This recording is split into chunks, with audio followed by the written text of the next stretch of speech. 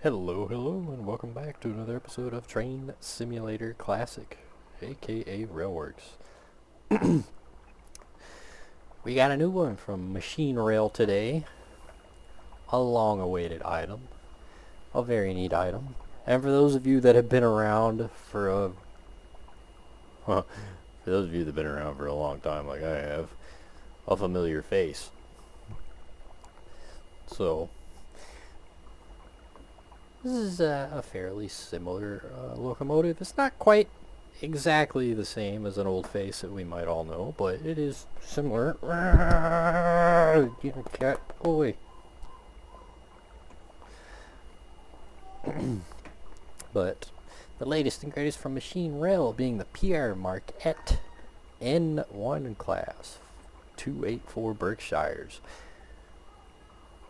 Face might look familiar because you guys that have been around for a long time will remember the G-Tracks Nickel Plate Road 284 Berkshires from a lifetime ago. It feels like, Lord. Well, many years ago, that was one of the only North American steam locomotives available for Train Simulator Classic. And up until these last couple of years, it was pretty much a mainstay. If you played Train Sim Classic and you wanted North American steam, that was one of the go-tos. We can finally retire it though, because Lord has it not aged well. And Machine Rail did do the locomotive justice. So I've already gotten to play with it a little bit because I couldn't help myself. But now I get to do a video on it. Let's see. Where we normally go through history. So the history, I won't lie, I didn't find anything that narrows it down. Quick Google, I should say. I didn't find a quick Google that quickly narrowed it down to the particular type, but there is a slightly more famous version than 1224 here, number 1225, which does pop up. Pere Marquette 1225 being ever famous for the basis locomotive for the Polar Express.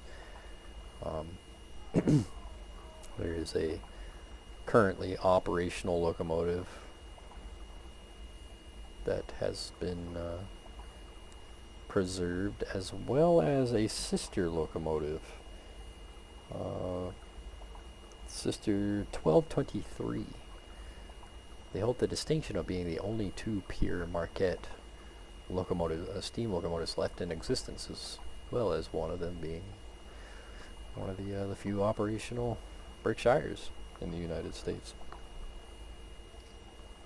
1225 was built in 1941. Let's see if I can find somewhere in here.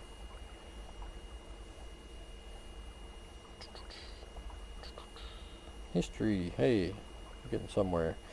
So, according to the quick Wikipedia, Pere Marquette ordered 3 batches of this particular wheel arrangement. The N-class in 1937. The N-1s in 1941, which is numbers 1216 through 1227. That is what we have sitting here in front of us. And then the N-2s, the final batch, in 1944.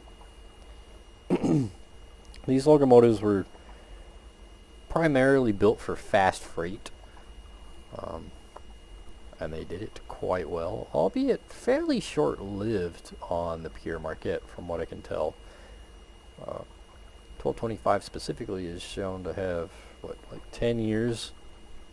Only 10 years of service, according to Wikipedia. It's really not terribly much. These locomotives came along a little bit late in the steam locomotive era. But they did their job, and they did it well. So much so that this particular design has actually been used a few times. Most notably the Nickel Plate Road. Again, we know that one from G-Tracks many years ago.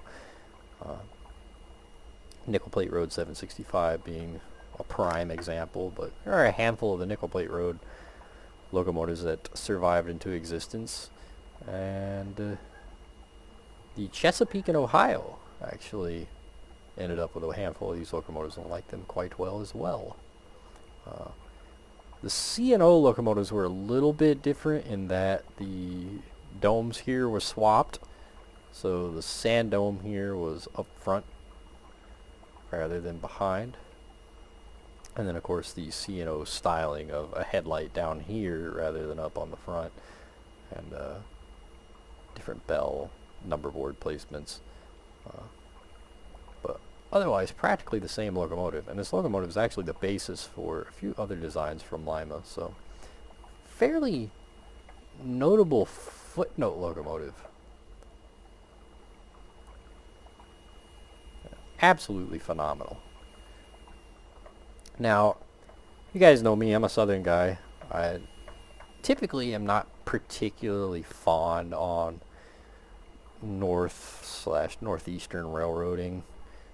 I think it's overused and overplayed, to be perfectly honest. But this is one of those just oddballs that really has a close spot for me. It's got kind of its own little special place, just because when I was a kid, Train Simulator was Railworks, and that was really the thing up and coming for train simulators and train simulation. It was Railworks, something like Trains 2006 to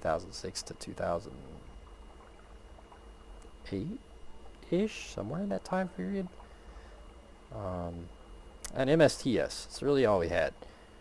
MSTS, it was alright for what it was, but it is aged. And Trains is not really geared towards the simulation side of life, especially not then. Today it's gotten a lot better, but back in Railworks days, Trains was very much primarily a model railroad design system. So Railworks is all we had, and as we all know, Railworks is very much not American oriented. Even today, the vast majority of content for Train Simulator Classic is British. So this was really all I had. Why, crazy enough, the Berkshire was the first DLC I ever bought for Train Simulator Classic, if I remember right. I bought Railworks on a disc back at Walmart when computers still came with disk drives, and it came with the old IHH Challenger and Consolidation, and I used the snot out of those. And then when when the G-Trax version released, I absolutely jumped on it, begged my parents for the money to do it, and I played the snot out of it to the point where my poor old computer gave up. But there's that, and this is one of the first big steam locomotives I ever got a hold of when I was a modeler. When I was buying plastic models still, when I was younger. It was one of the first real big locomotives that I ever ended up with. And it's just a satisfying locomotive to watch in operation. These Lima Berkshires have some very satisfying rod action, driver action, if you will, that it's just hard not to like. I mean, it's just really hard not to like. But enough of me talking, reminiscing. Let's actually get up close to it, because that's what we're here for. Everybody wants to see this bad boy. And man, did they do a good job. So Machine Rail actually got some help this time around from a couple different places. If you wish to know those places, I suggest go watching Machine Rail's video, because I do not know them all off the top of my head. I do know DSG DDR did have a little bit of a helping hand. He has been a phenomenal source with Machine Rail. He himself is an absolutely phenomenal modeler, but So I know they got a little bit of help with this one, and I think it is a huge improvement over their last couple. I like the Frisco Mountains as a person. I like them, but I feel like they didn't quite do it justice. Um, and then the Illinois Centro 282s, they were cool. They really showed what they really kind of brought machine rail into the light of this is what they can really do. Because prior to that, they were really focused on narrow gauge stuff, and their narrow gauge stuff is phenomenal, but it's a very limited market. So the Illinois Central 282 really kind of brought them into the scene of this is what they can do with the mainstream railworks, and it was a really obscure locomotive to have used. Like we still really don't have anywhere for that locomotive to be of use, and it's really too noticeable to be able to reskin for other locomotives. So it was a really odd choice that I really didn't get behind. And then the Frisco Mountains, I don't feel like they did it justice. And this time they really picked themselves up. I really do feel like they picked themselves up because this model looks awesome.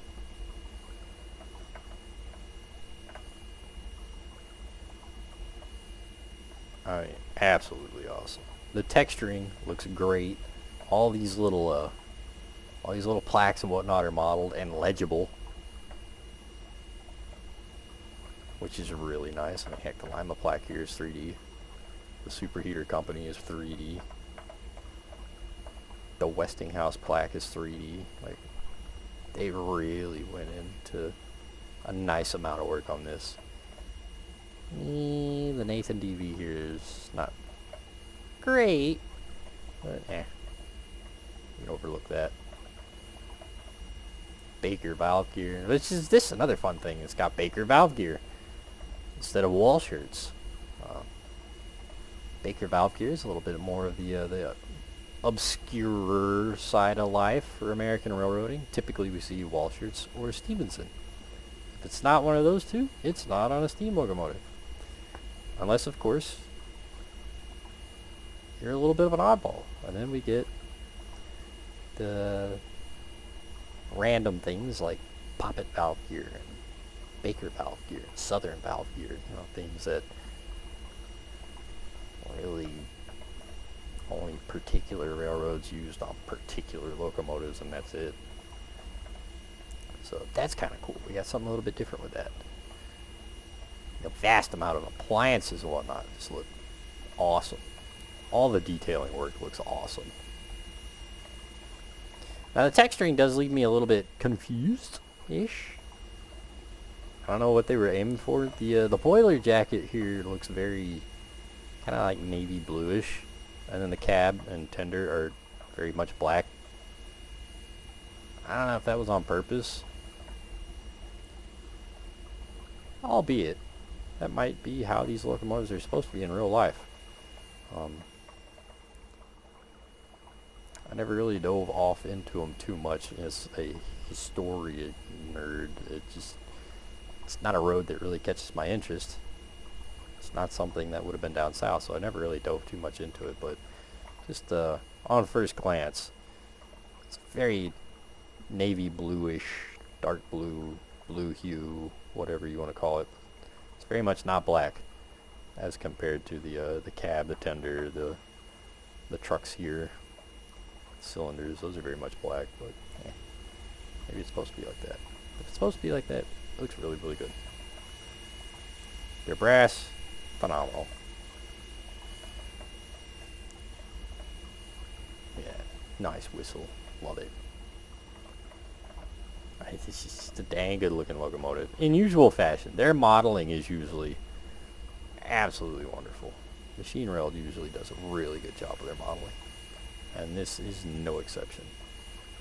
3D rivets. You guys know I love my rivets. They make me happy.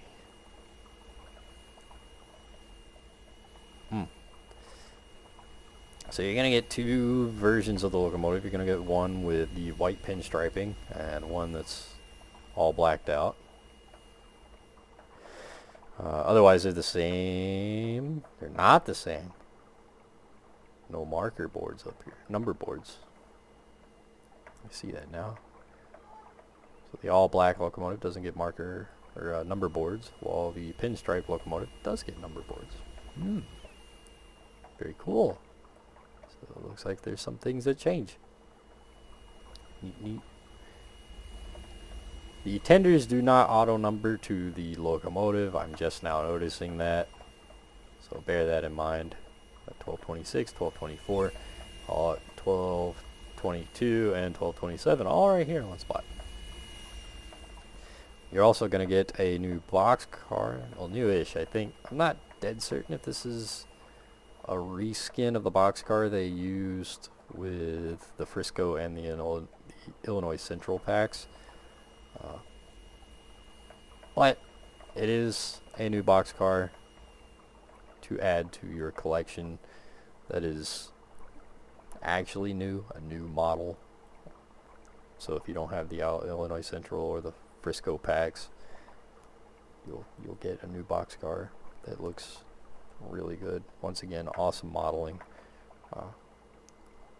Looks way better than the long outdated Great Northerner boxes that get reused for every high iron simulations route ever. Texturing looks alright. I'm not particularly fond of the weathering. You guys know me, I'm not particularly fond of weathering in trains anyway, so train sim, it just never looks quite right. But you're gonna get a dirty. You're gonna get a clean. Clean looks pretty good. I like the clean. Texturing looks pretty good. Lettering is nice, legible. A little bit blurry up close. Not horrid. Still legible. Still able to be read. These might be new box cars. Should have placed those other ones down just to see for shits and giggles, but oh well, I didn't. Modeled underneath all the brake rigging and whatnot. And last but not least, one of the cooler of the pack too. Not gonna lie, the rolling stock kind of get me excited when we get new rolling stock because it's such a rarity. We get a new Caboose as well, and a pretty good looking Caboose overall. And it's got a bunch of different little views inside, which we will take a look at in a moment. Nice little center cab Copa. The broom looks kinda that'd be square, bud. Angular. Otherwise, looks really good. And it is modeled inside and out.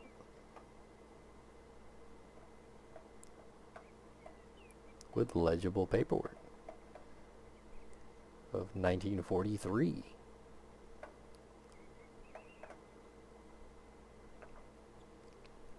With a couple characters.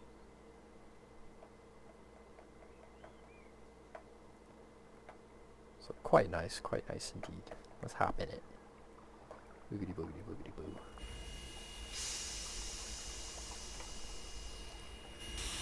Inside the cab, we got roof vent. The center roof vent goes to a knob right here, fireman side. Now there's only open or closed for the center one. These you can adjust.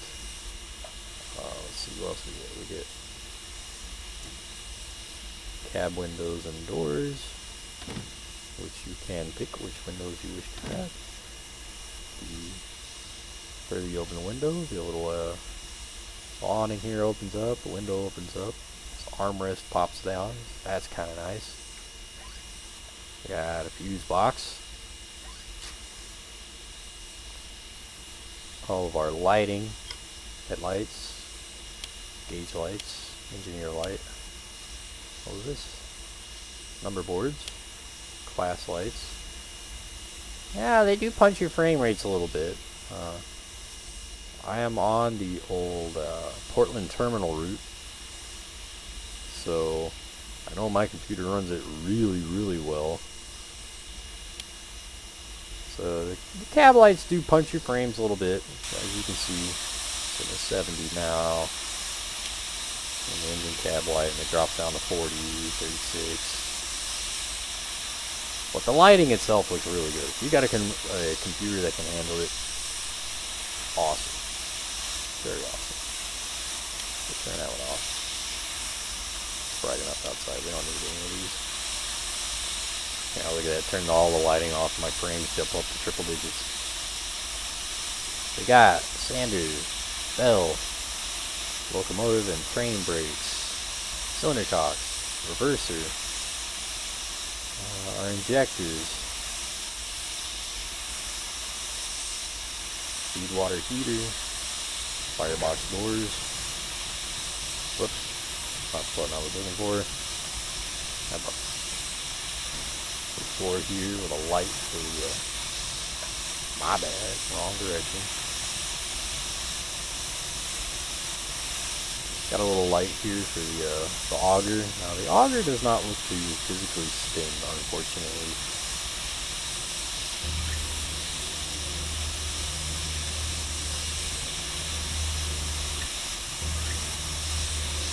But it does make noise. And there should be a light somewhere for it. Yeah, light and light. Pretty cool. Go ahead and shut that off. Let's see, we got window.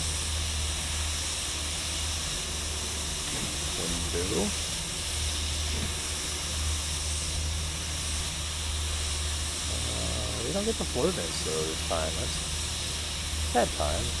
Oh well.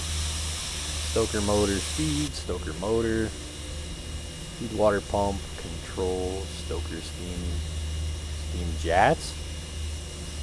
Steam jets. Interesting.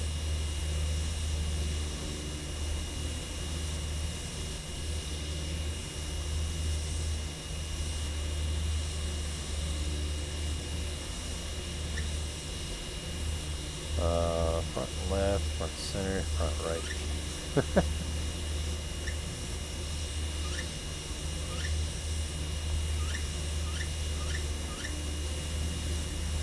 See if we can see it at all.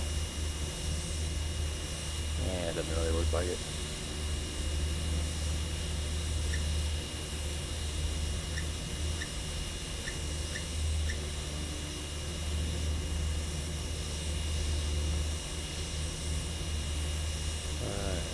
What else we got? Got a blower, a little bit of that. Steam feed water, Stoker main valve, oh, feed pump, there we go. Water glass, dynamo, turret main valve, lubricator, water glass, main cylinder cogs, main injector, water test faucet.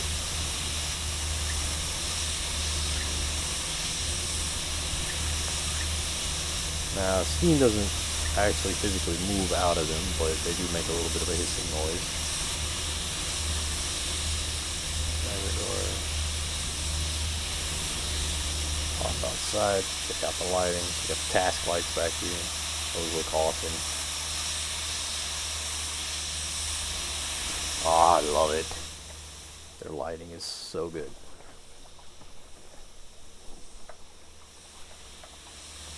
They got steam locomotive lights figured out. They got this era of lighting figured out, I should say.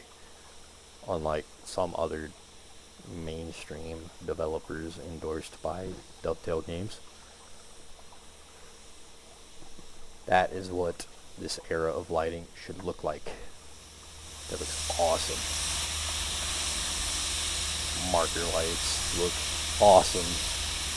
Number board lights look awesome.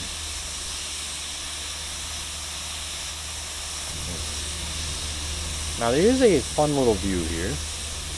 the air pump valve on the front of the locomotive, which you can shut on and off. That's kind of a fun thing.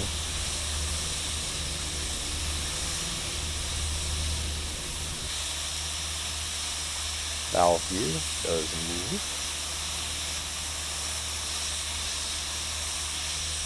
Pretty neat. Pretty cool too that it's a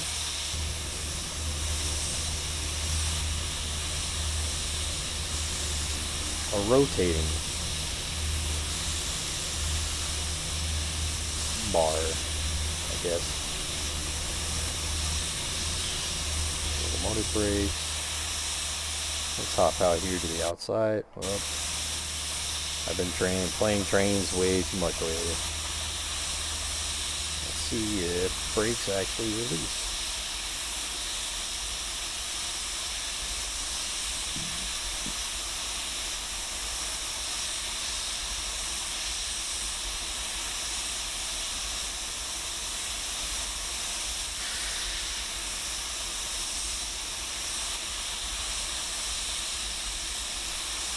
Dang, sad time. Looks like the brakes are not animated.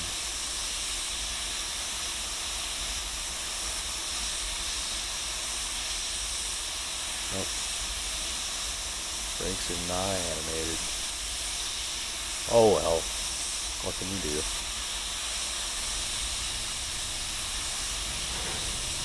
Get back up. Now, one thing I'm not particularly fond of is the fact that you've got to open the firebox doors for the stoker to actually put coal in. Let's see how it's building up right now. Now, it's still running, but it's not putting coal in. I'm not fond of that. I don't see why it would be that way when opening the firebox doesn't physically let coal in or out anyway, but it is what it is. Let's see, we get our bell valve.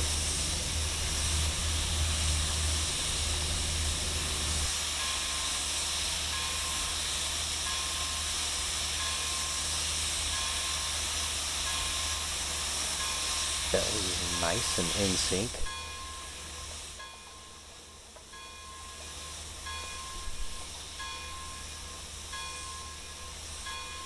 I like the bell sound. I think it's pretty good.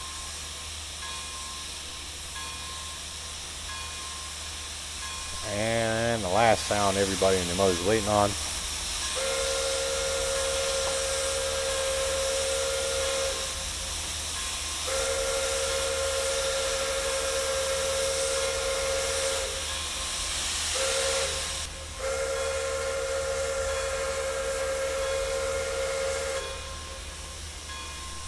Not bad.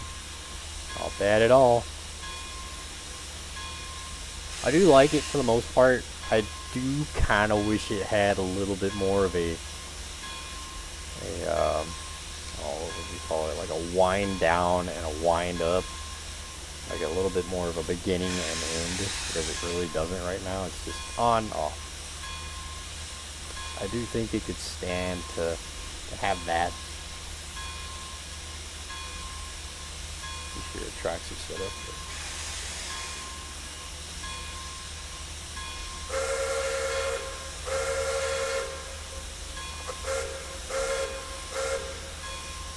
But it's a pretty good sound as it is. The whistle does function.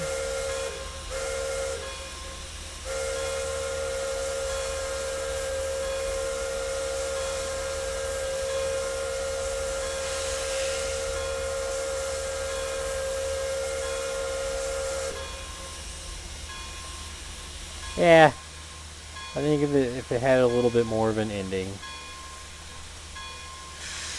it would be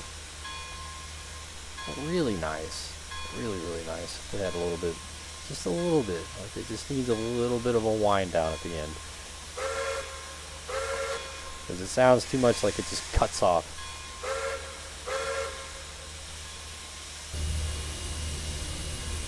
Still their brakes.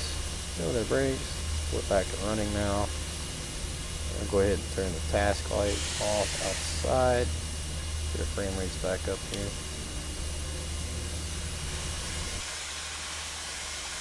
get rolling. Over the throttle wide.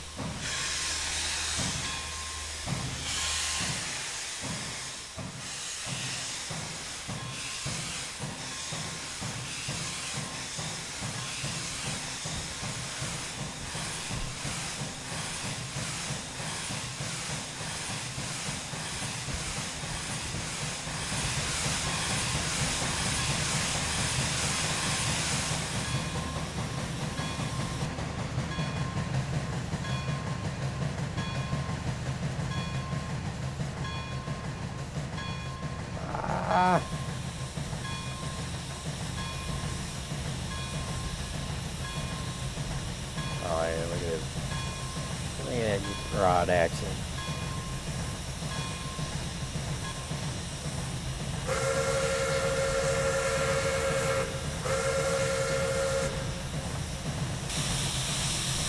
The rods look really good. Running gear looks good. Drivers look good.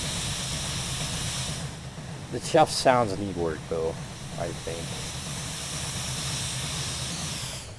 I opened the throttle wide from a standstill and it was just kind of quiet with a low thump. And then the safety valves are beyond overwhelming compared to the rest of the audio, which is a pretty common issue, I think, with most of Machine Rail's models. The safety valves on a lot of their models is just way, way, way overpowering compared to literally every other sound on the model.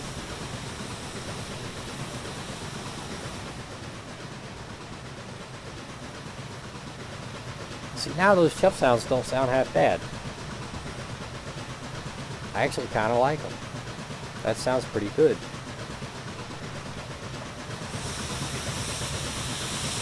But then that safety valve just fucking drowns it out.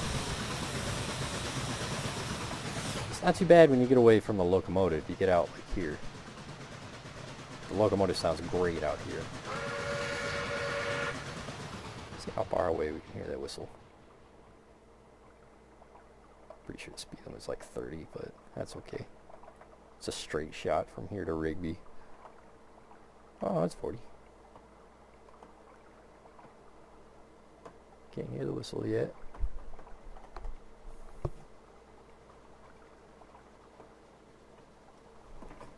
With my volume turned all the way up, I can just hear the locomotive's chuff sounds. There's the whistle.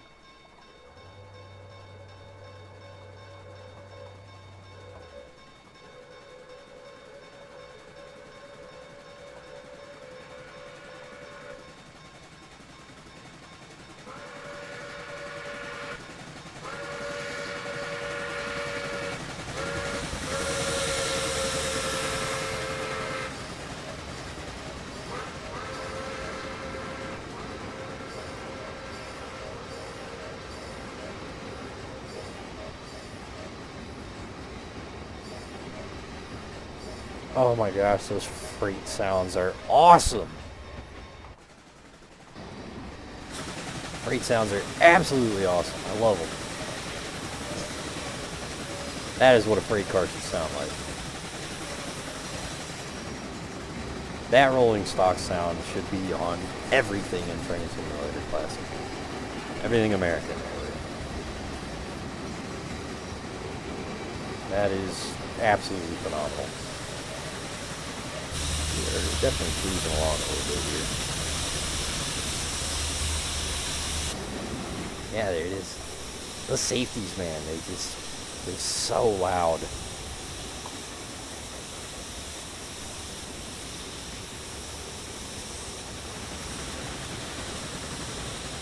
The simulation is alright. It's definitely not an advanced model like what we would see from like Victory Works or somebody.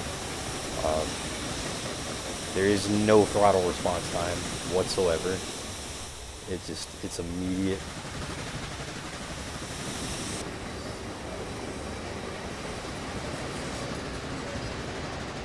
Turn off that throttle. There we go. But the sounds are pretty good. I mean, honestly, if they played with the audio levels on the sounds, they would be phenomenal. But as it sits, the audio is just, it's not right. The sound, the volume levels are not right. And at a wide open throttle, this locomotive really barks. And it is very noticeable from a very noticeable distance. And the model doesn't really capture that.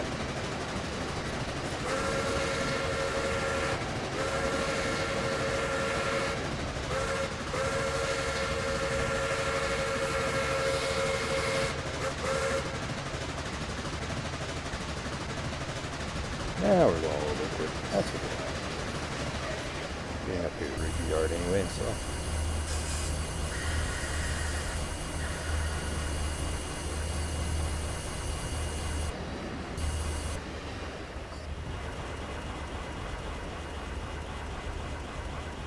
Ambient sounds are pretty cool.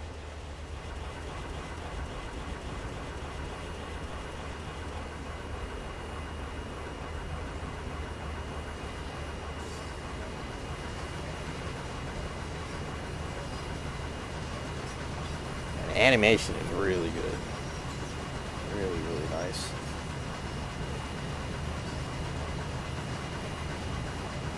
If this had some advanced steam simulations, this would be easily one of, if not the best models on the market right now. For sale, anyway. Not gonna lie, I'm a little bit biased, but DSG's UP 9000, such a good locomotive. Definitely go check that one out. That's not what we're here for. We're here for machine rails work. Now, overall, again, it's not bad in any way. It's just the audio levels. That is, as this pack stands, I would say that is one of only 2 complaints I really have with it. The audio levels need to be adjusted, and if they can figure it, I understand if, you know, that one can't really do it. I get it. Some people, it's just not their thing. The advanced steam simulation to really capture just that, the actual simulation aspect. Some people, it's just not their forte. And that is one of those things that Machine Rail really just has not captured. So running their locomotives is very much like still running one of the old G-Trax models. I mean, it's instantaneous, it's easy, it's simple. There's really no fine-tuning, fine adjusting of anything.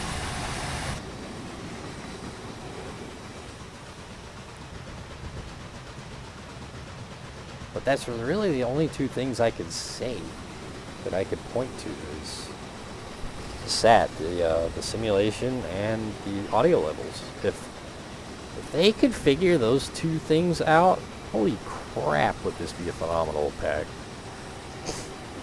It would, without a doubt, be the very best payware model on the market, period, for North America.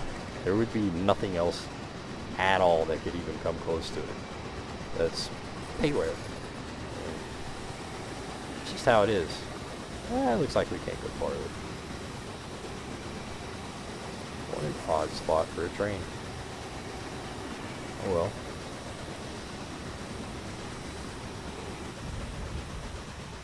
But yeah, I mean, dang good looking locomotive. Dang good looking locomotive.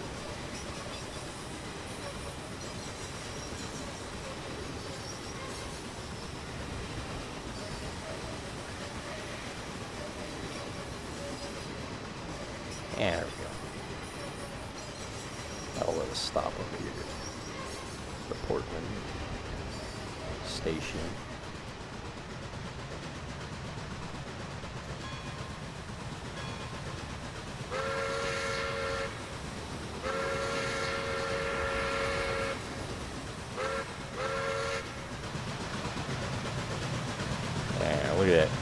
Wide open J-bar, wide open throttle.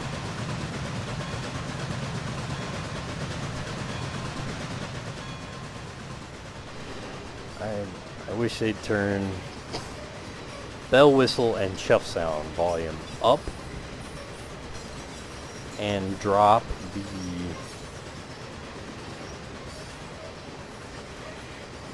the safety valve levels down a little bit.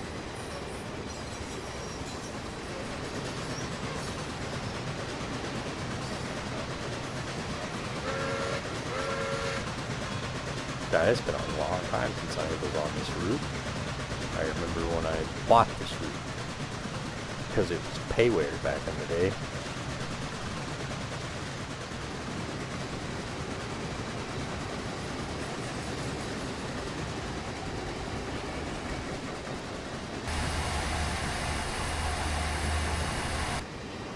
Eh, screw it. We'll run all the way up to Portland Yard. Or the Portland Station.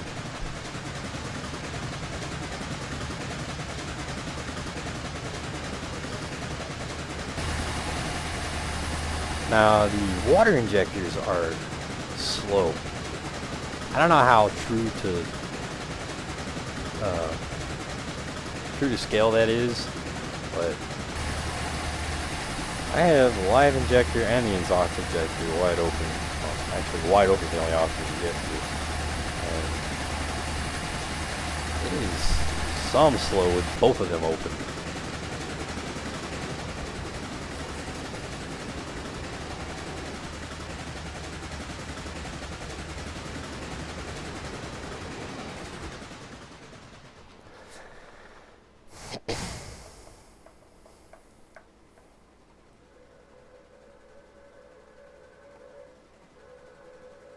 The distance whistle is really nice.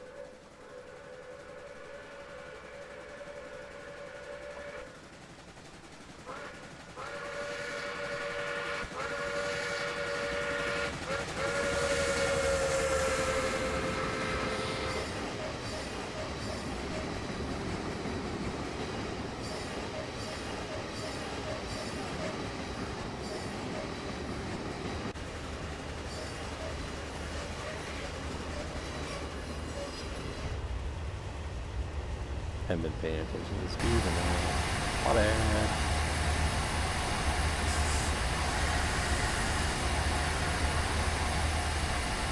Oh goodness.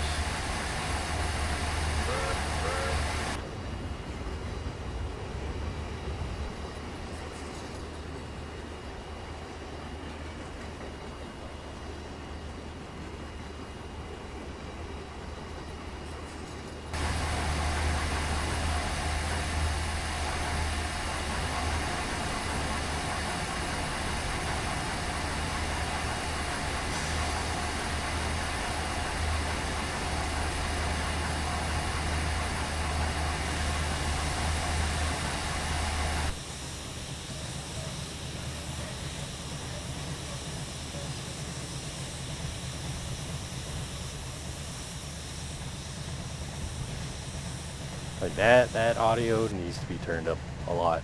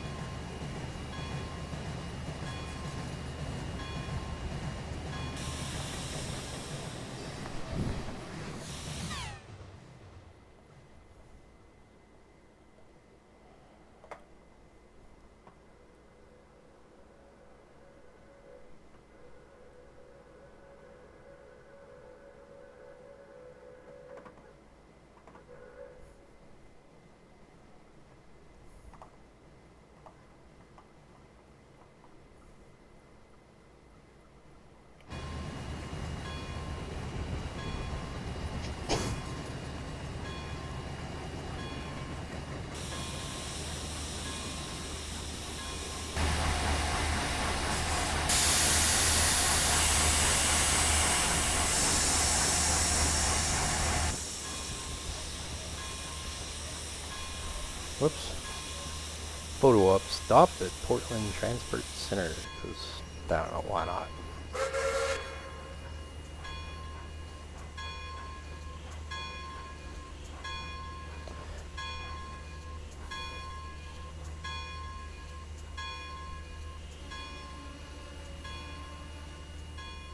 Oh, the brake sounds are really nice.